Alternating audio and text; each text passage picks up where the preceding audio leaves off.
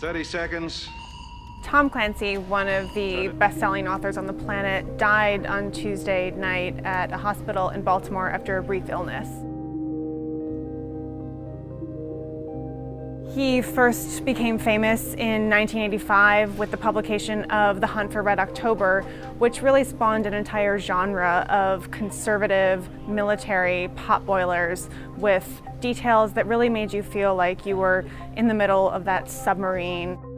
Clancy was born in Baltimore. He was an insurance salesman, but he always harbored dreams of being a writer.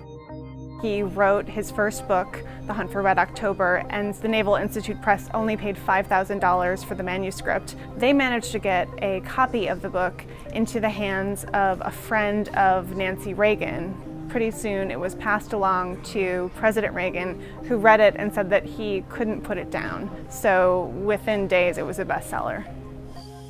Mr. Clancy's books seemed destined for Hollywood from the start. Jack Ryan, who is the indelible character that Mr. Clancy took through many of his novels, was played by Harrison Ford, Alec Baldwin, Ben Affleck, and Jack Ryan will reappear Christmas Day in a new film that focuses on Jack Ryan's life before the CIA. The critics were incredibly favorable from the very beginning. His novel Red Storm Rising was reviewed in the New York Times, and a critic said that it was the verbal equivalent of a high-tech video game. And later, Mr. Clancy would indeed sell many of his books to become video games. His video games were actually so real to life that the military licensed them so that they could use them to train troops in similar procedures.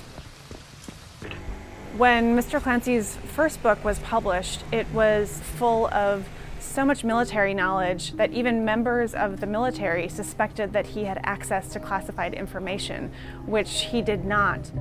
He was just a military nerd. He had been reading up on military procedures since he was a kid, and he often said to interviewers that he just made stuff up, and sometimes it actually turned out to be true.